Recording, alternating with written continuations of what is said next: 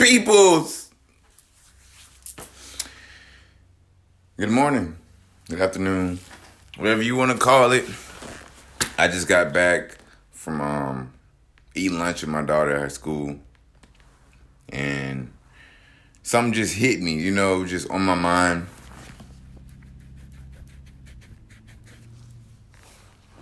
Just on my mind, man, like mental health is so vital and important, especially nowadays with how much stuff is going on in the world and how much it's impacting us as a generation. But what I want to talk about is for all the fellas, because I put up a lot of content, I make a lot of content, and I only really get feedback on my comments or, from females majority of the time because, a woman is not afraid to speak how they feel about a situation or a certain topic, especially when it's on the opposite sex, perspective or point of view. So I was just sitting here just thinking like, man, why don't I get a lot of guys coming? But when I see them, they say, yeah, I see your videos. Why don't they ever comment? That's been something that I've never understood. Why don't more guys interact with more of the topics that I discuss when it comes to mental health, spiritual tools or tools that helps you get over this trauma or the mood that you're in or the attachment to a situation or expectation or emotional attachment to the past, et cetera, et cetera, et cetera. I talk about this for everybody. I don't talk about this just because, no. It's so prominent in the male society to deal with mental health issues and deal with issues that are of the emotional trauma center that we never clear out because we never talk about it. So we're always mad or hurt or avoiding the hurt, which causes rage because it's just pain, it's just suppressed. And then you don't understand why you're going into the same situations again, why you're at work frustrated or losing that job, or why you can't get a grasp over your emotional state as a man. Then you turn to drugs, turn to alcohol, and then your emotions come out. But they come out as an explosion. You blow up, right? Right? And then whose fault is it? 85% of the time, yours. It's the males. It's always the male's fault. But they don't understand that the male needs help. Yeah, it's okay to be a macho man. This and this. That is false. That is fake. That is falsehood. That is not real manhood. Real manhood is expressing how you feel and standing on that. Standing on that feeling. I'm not telling you to be an emotional wreck. I'm saying be emotionally controlled. Not saying you do not have emotions at all. You're not emotionally void. Because that's unhealthy. You're put here to feel. We all have feelings. Just because you're a male and you have a penis does not mean that you're not supposed to feel. That's ignorant. And we need to kill that stipulation. Because that is causing more toxic males than it is building strong ones. Because you don't understand how to communicate how you feel. So how do you express yourself? How do you express yourself? You don't. You suppress yourself. Suppress yourself. A happy wife equals a happy life. No, a happy home. Period. Comma. It goes both ways. Both ways. And if you're in a relationship or people that have been in a relationship for a very long time, because me, I like to talk to people. I don't just talk to people my age. I talk to people variety. I talk to from 3 years old to 87 years old. I talk to people because I like people. I like to understand the thoughts because it's so many different perspectives in this world, so many different views of this world that I cannot just sit here and be like, my view is the only right way. That's ignorant. That's immature. And I'm way too mature for that way of thinking. So I try to talk to people. I try to get collective perspectives on things that I'm speaking about, that I'm viewing, so that I can get a broader perspective of it. So when I speak to people that have been in relationships for 20 plus years, you know what that man says? That's his confidant. That's who he goes to when he wants to release himself. She also has to understand that that man has been suppressing feelings since he was an adolescent. Because majority of the time, especially in the community that I'm a part of, meaning the black community, everybody gets all offended when someone starts talking about, I'm black, so I can only talk about black problems. Because I that's what I relate to, because I'm black and I dealt with this firsthand.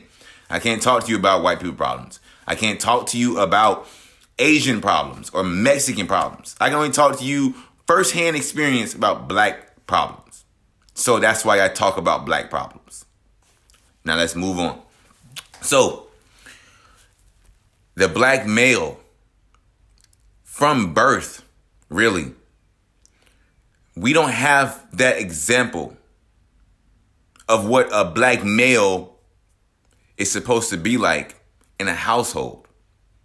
So when we grow up as black males, we are learning as we go. We are learning as we go. Yeah, we try to be like we know what we're doing. That's all guys. We don't. We don't. Because the truth is, nobody knows what they're doing, bro. We're just out here trying our best to make it. That's what adulthood is. And as an adult, I've learned this from firsthand experience. We don't know what we're doing. We're just out here trying to make it, trying to survive, trying to get better that next day. That's what we're really out here doing as a whole society. And we're just acting like we know what we're doing. And our heads so straight. Like, no. And we just stop and be like, bro, I'm just doing my best today. I don't know what tomorrow holds, but I know today I got the opportunity. So I'm going to capitalize on it. That's adulthood.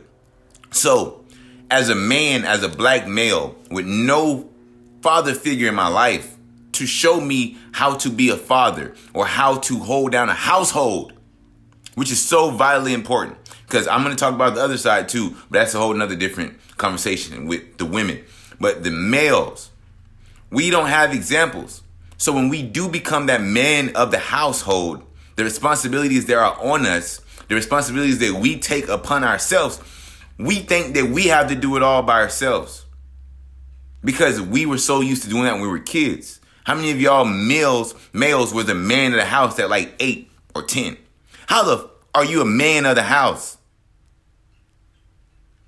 That's what I'm saying about the other side of it too, with the women. Stop putting that responsibility on that little ass kid. He's 10 years old. He's not a man. Stop trying to make him a man of the house.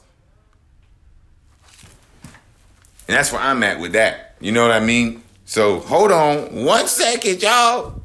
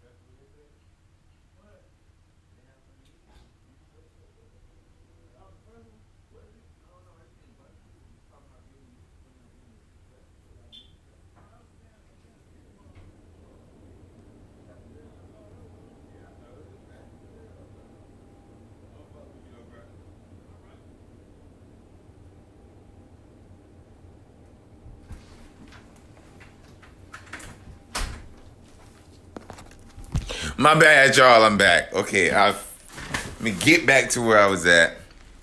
But no, seriously though, man.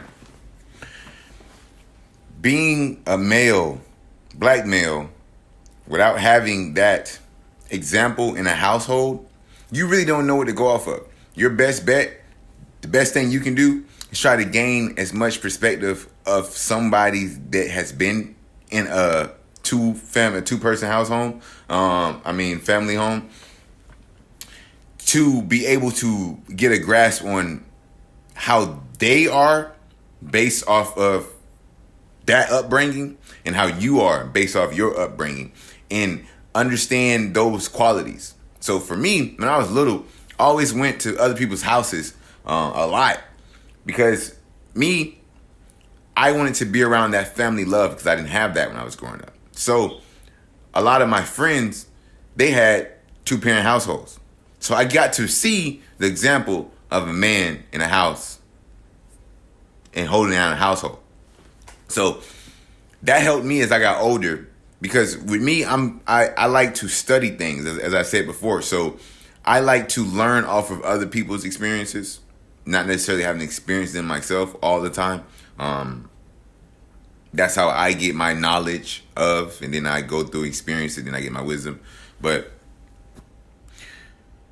with that, and speaking on that, we have so much trauma or unresolved issues or unspoken issues as males because our egos are so fucking big. Excuse my language. Are so big and huge that we won't sit there and be real with ourselves to say, hey, I need help. I can't do this by myself. I need somebody that I can go speak to. I need a family, or I need a brotherhood. We won't get to that point. We will not allow ourselves to get to that point. But we can definitely show a false sense of strength by putting up a front of us being hard as hell, or so just I'm good, I'm gangster, I'm this. You're hurt, bro. You're hurt. You're hurt. And you won't tell us about it. You won't allow yourself to express that you're hurt, that you have pain in your heart, you have pain on your soul, and it's weighing down on you so much that it's causing devastation into your material relationships because you don't understand yourself enough. So, with that, we gotta do better, man. You see these women empowering these women? You see our black women starting to empower other black women? It's because they understand. They understand. I was talking to my best friend about this yesterday, man.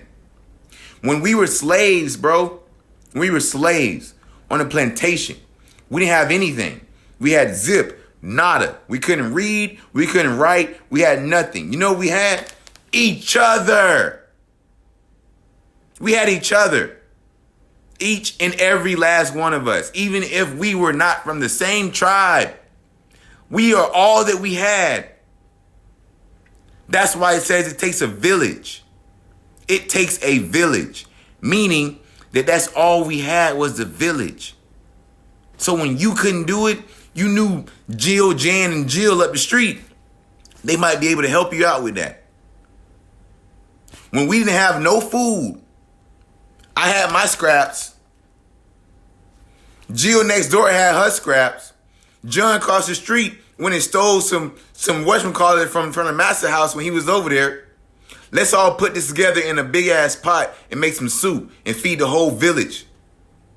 Can we do that? Can we get back to that? Y'all we always ask, why are we so disconnected to each other as a community? Because we lost our foundation. We lost the premise of what we used to build on. Family, tribe, togetherness. Like, you can't even get men to come together anymore. Like, dead serious. You even see men of God that's in churches, that are pastors, that are reverends, beefing with each other. Why y'all beefing? Why are y'all beefing? Why are y'all upset with each other? Why? Because you're preaching this and he's preaching that and he's preaching this, he's preaching that, he's preaching this. Why are you upset? Why don't y'all just come together and give all of those people that y'all preaching to 5 different perspectives of the same scripture? Togetherness, man. Togetherness, man. That's what we're lacking. And the number one killer of that is ego. Get out of that ego. Get out of that ego. Get out of that ego. Not gonna lie. I've been in Lake County probably my whole life. I see so much. I've been to so many different places in my life that when I say I see so much potential in people here that we don't even see ourselves. And if we just put our egos aside, bro, all of the talks we hear when we watch people's documentaries about stuff, about building, about how they got together, how they got to that point, how they did this, how they did that, it's because they found people in their city with the like mission, like goal. And they all came together and collaborated and put their funds in one big pot. Their vision in one big pot came together and blew up. It's so many people here with a vision, with a dream, that don't know how to get there because they're running themselves dry into the dirt because they're trying to pull a freaking freight train with a bicycle, bro. How many horsepower is in your car? I know it ain't just one. How many horses did it take to carry a buggy? When you're trying to get bigger, when you're trying to do something bigger, you need more strength. That strength's not going to come from you alone. And until people realize that, you will never be successful. Let me say that again. Until you realize you cannot get to that next level by yourself, you will forever be stuck in that stagnant position that you're in. You know why? Because you're thinking about yourself.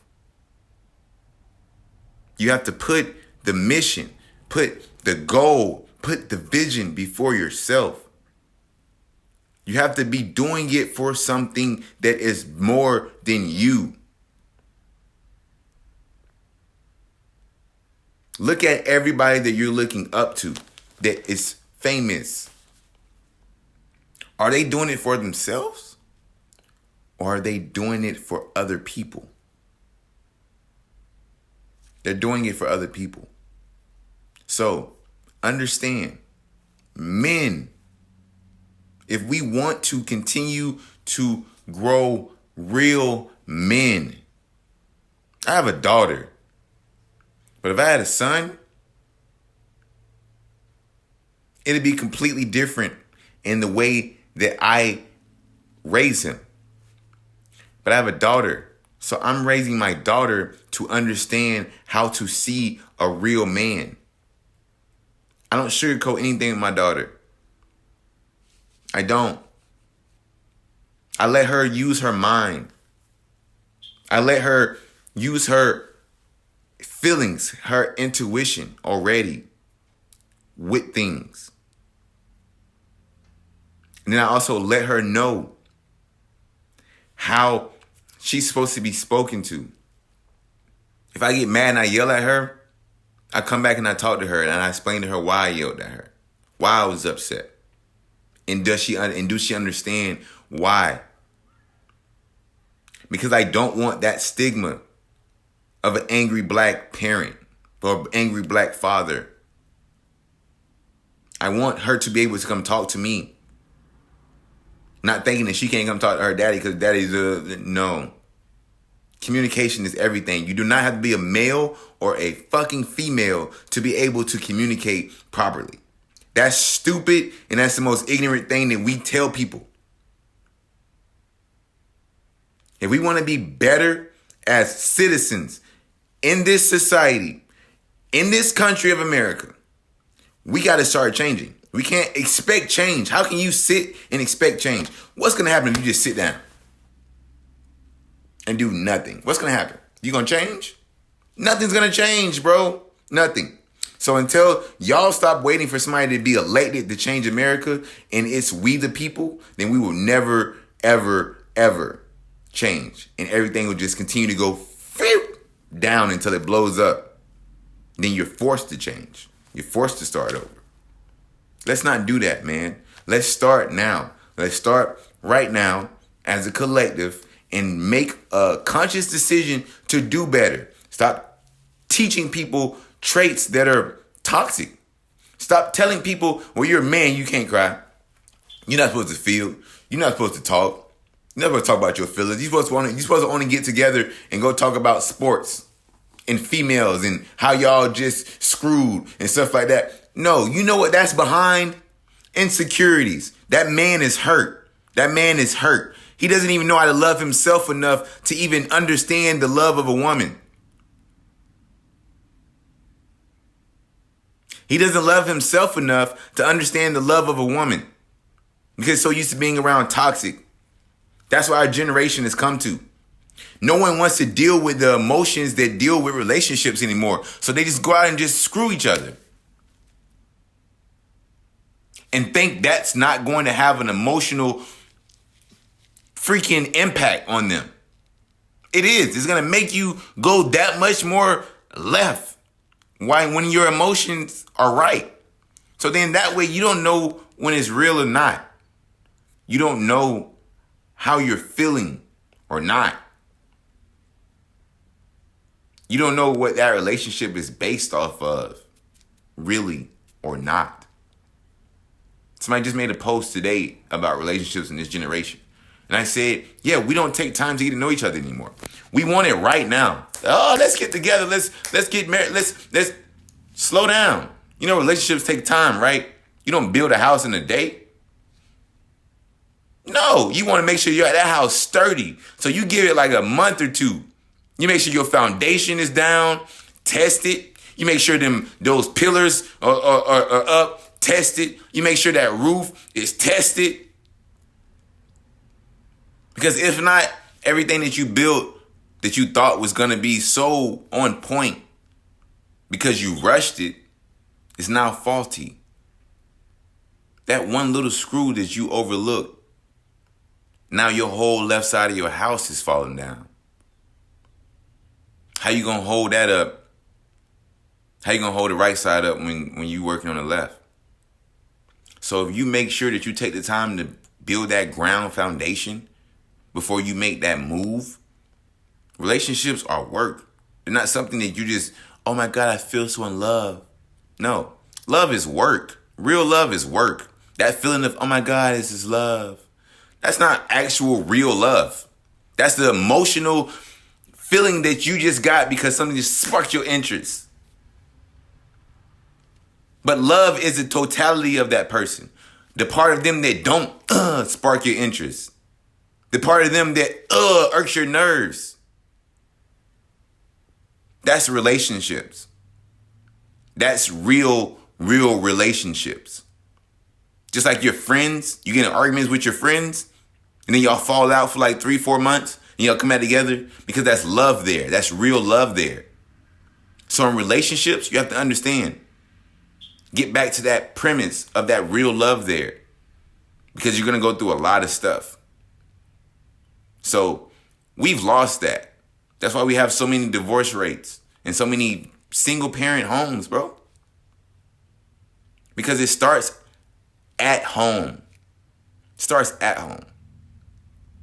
I thought I was a grown ass man at like 18 years old. Just to come to find out that I was just thinking that. I still don't be like I'm grown. I still am experiencing adulthood. Because I have to go through it firsthand. Because there's nobody here to be like, hey, this is how it should be. Why is it not people like that? Why? Why? Step up. If you want to see better, step up. You want to be better, step up. I do this from my home. I share this because it's placed on my heart. So I speak it. Step up. Flame.